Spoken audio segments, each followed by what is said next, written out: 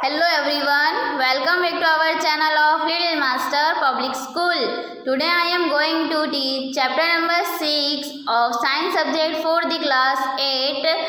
It is your second part of this chapter. Okay इसका जो first part हमने था वो उसके पहले के वीडियो में कंप्लीट किया था, जिसमें कंबशन क्या होता है, इग्निशन टेम्परेचर क्या होता है, इनफ्लेमेबल सब्सटेंस क्या होते हैं, इसके बारे में समझा था। ओके अब हम कंबशन के टाइप समझेंगे। तो जो कंबशन के टाइप्स होते हैं किस तरह के होते हैं। यहाँ पे देखो क्वेश्चंस लिखा है, क्या है, do not handle the gas stove your self, ask your parent. मतलब ये एक्टिविटी है जिसमें बोला गया है कि तुमको खुद से गैस स्टोव को हैंडल नहीं करना है, अपने पेरेंट्स की हेल्प लेनी है। Okay we find that the gas burns rapidly and produce heat and light, such combustion is known as rapid combination. मतलब कि हमने देखा है कि जो गैस है वो तुरंत ही जल्दी से आग पकड़ लेती है और हमें तुरंत ही गर्मी और लाइट मतलब ज्वाला प्रकाश देती है। ठीक है, तो इस तरह के कंबशन को क्या कहते हैं, रैपिड कॉम्बशन। मतलब जिसमें तुरंत ही हमें हीट और लाइट मिलती है उसे हम क्या कहते हैं, rapid combustion. There are substance like phosphorus which burn in air at room temperature. मतलब कि जो फॉस्फोरस है वो तुरंत ही बर्न करता है एक रूम टेम्परेचर, मतलब कि जो रूम का टेम्परेचर होगा उसी टेम्परेचर पे फॉस्फोरस तुरंत बर्न करता है। मतलब आपको क्वेश्चन आ सकता है इस पर।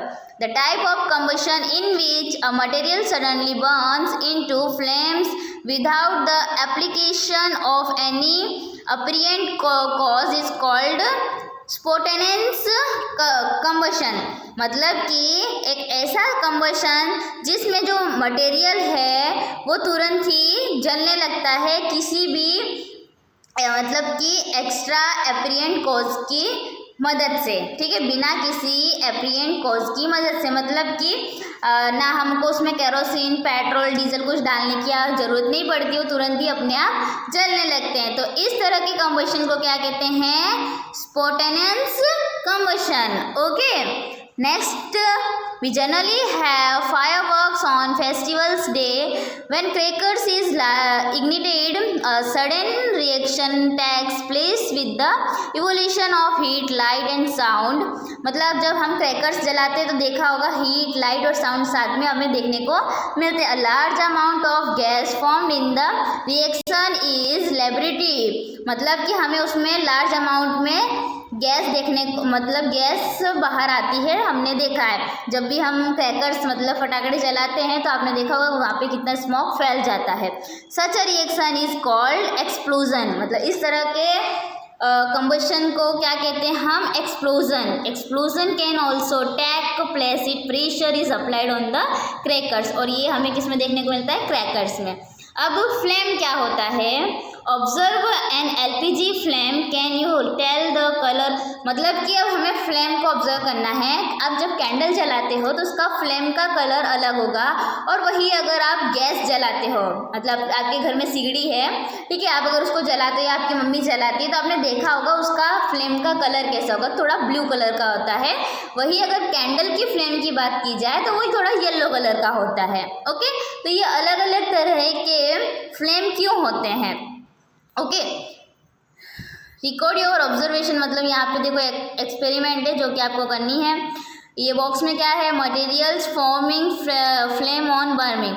मतलब कि किसको जलाने से फ्लेम हमें देखने को मिलती है। ठीक है, तो यहाँ पे आपको देखना है, कैंडल को जलाएंगे तो फ्लेम बनती है, मैग्नीशियम को जलाएंगे तो फ्लेम बनती है कि नहीं बनती, इस तरह आपको देखना है। Okay structure of a flame, मतलब फ्लेम का स्ट्रक्चर किस तरह होता है वो देखना है। The substance which vaporize during burning give flames, for example kerosene oil and molten wax rise through the wick are vaporized during burning and form flames. Charcoal on the other hand does not vaporize. मतलब कुछ substance ऐसे होते हैं जो vaporise नहीं कर पाते हैं, तो उसमें से फ्लेम नहीं बन पाती है। ओके तो यहाँ पे देखो इस तरह कैंडल में आपने देखा होगा फ्लेम देखने को आपको मिलती है। When the candle flame is steadily introduced introduce a clean glass plate, slide into the luminous zone on the flame। मतलब आपको क्या करना है, ल्यूमिनियस जोन में उसको जला के देखना है और उसके अंदर आपको इस तरह एक्टिविटी करनी है। सर्कुलेशन ब्लैक किस रिंग इज फॉर्म्ड, और मतलब आपने देखा होगा अगर फ्लेम के ऊपर आप कोई प्लेट रखते हो या कुछ भी रखते हो तो उसमें ब्लैकनेस देखने को मिलती है, राइट। तो ये blackness it indicates the deposition of unburn carbon plastics particles present in the luminous zone on the flame. मतलब कि इससे हमें पता चलता है कि फ्लेम के अंदर किसका प्रेजेंस है, कार्बन का प्रेजेंस है, ठीक है। होल्ड थिन, मतलब इसी तरह अगर आप कॉपर की कुछ प्लेट या फिर शीट लेते हो उसमें आपको देखने को मिलेगा कि उसमें नॉन ल्यूमिनियस जोन होता है। अगर आप उसको अबाउट 30 सेकेंड्स तक रखते हो तब जाके कहीं आपको उसको फ्लेम देखने को मिलेगी। ओके, यहाँ पे देखो फ्लेम के अलग अलग पार्ट्स है, मतलब अलग अलग जोन्स है जो कि आपको देख लेने हैं, समझ लेने हैं कौन से पार्ट को कौन सा जोन कहते हैं। Okay, what is a fuel? अब फ्यूल क्या होता है? Recall that the source of heat energy for domestic and industrial purpose are mainly wood, charcoal, petrol, kerosene etcetera. This substance are called fuel. मतलब जिससे हम heat और flame, मतलब heat मतलब कि हम कोई भी केमिकल प्रोसेस कर सकते हैं जिस सब्सटेंस की हेल्प से, उसे हम क्या कहते हैं, fuel. A good fuel is one which is the readily available, it is cheap, मतलब ये हमें तुरंत ही मिलती है, ये चीप, इट बर्न्स इजीली, और ये तुरंत ही हवा में जल सकती है। It produce a large amount of heat, और ये बहुत ही ज़्यादा अमाउंट में हमें हीट प्रदान करती है। It does not leave behind any unstable substance. There is a probably no fuel that could be considered as an ideal fuel. मतलब कि फ्यूल क्या होते हैं, तो यहाँ पे आप देख सकते हो जो भी पेट्रोल, केरोसिन, डीजल वगैरह होते हैं उसको क्या कहते हैं, फ्यूल कहते हैं। फ्यूल इफिशिएंसी क्या होता है कि हमें देखो यहाँ पे, you may take the help of your parents, मतलब एक्टिविटी है जिसमें आपको पेरेंट्स की हेल्प लेनी है। Do this, the three fuels produce the same amount of heat. The amount of heat energy produced on complete combustion of 1 kg of a fuel is called its calorific value। मतलब कि अगर कोई चीज़ को जलने के लिए वो 1 kg फ्यूल का यूज़ करते हैं तो उसे क्या कहते हैं, calorific value. The calorific value of a fuel is expressed in a unit, मतलब वो यूनिट में बताई जाती है जिससे हम क्या कहते हैं, किलो जूल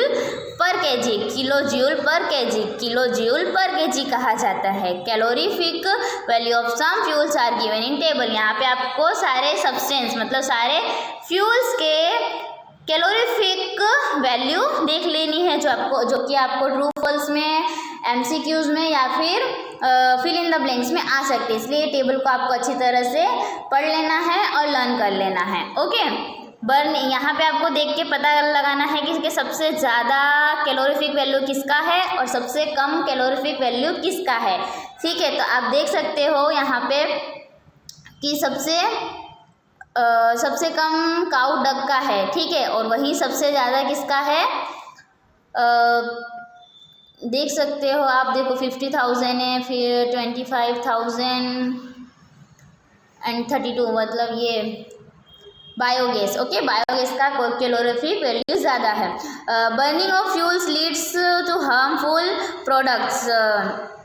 मतलब कि बर्निंग ऑफ फ्यूल्स, क्या ये बर्निंग ऑफ फ्यूल्स मतलब जो हम फ्यूल्स जलाते हैं वो कुछ हार्मफुल होते हैं कि नहीं होते हैं, वो है तो carbon fuels like wood, coal, petroleum release unburnt carbon particles. This fine particles are dangerous pollutant causing, मतलब कि जो कार्बन है और वुड है और कोयला है, ये सब क्या करते हैं, ये पोल्यूशन फैलाते हैं और ये हमारे लिए डेंजरस भी होते हैं।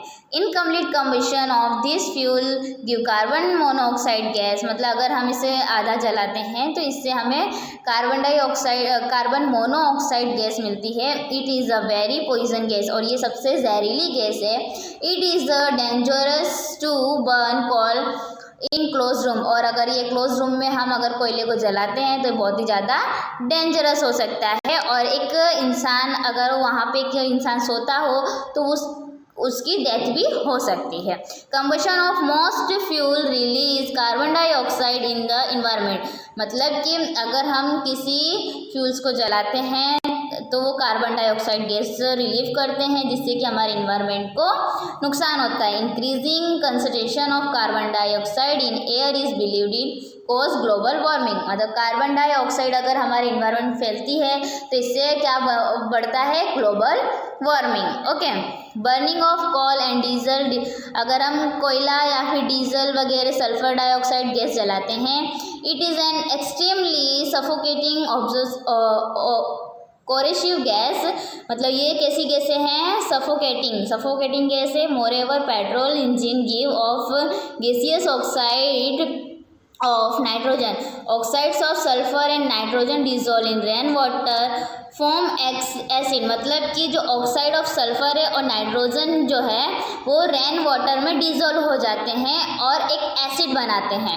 ठीक है, अब जब ये एसिड बन जाएगा वाटर में तो फिर जब रेन होगी मतलब बरसात होगी तो इस तरह की बरसात को क्या कहते हैं, acid rain. Okay, it is very harmful for crop, अब जब एसिड रेन होगी तो वो हमारे क्रॉप मतलब कि अनाज को, फसल को और बिल्डिंग को, सब सॉइल को हानिकारक होती है। ठीक है, the use of diesel and petrol as fuels in automobiles is being replaced by, अब जो डीजल और पेट्रोलियम है उसको हम व्हीकल्स मतलब ऑटोमोबाइल्स में यूज़ करते हैं। कैसे, जैसे सीएनजी है वो हम व्हीकल्स में यूज़ करते हैं, because CNG produce the harmful products in very small, मतलब कि जो डीजल और पेट्रोल है वो ज़्यादा हमारे इन्वायरमेंट को पॉल्यूट करते हैं, वहीं अगर सीएनजी की यूज़ करी जाए तो वो लेस क्वांटिटी में हार्मफुल होते हैं। ठीक है, CNG is the cylinder fuel, और वो सिलेंडर फ्यूल है। इसी तरह अगर हम घर में बात की जाए तो केरोसिन की बजाय अब एलपीजी गैस का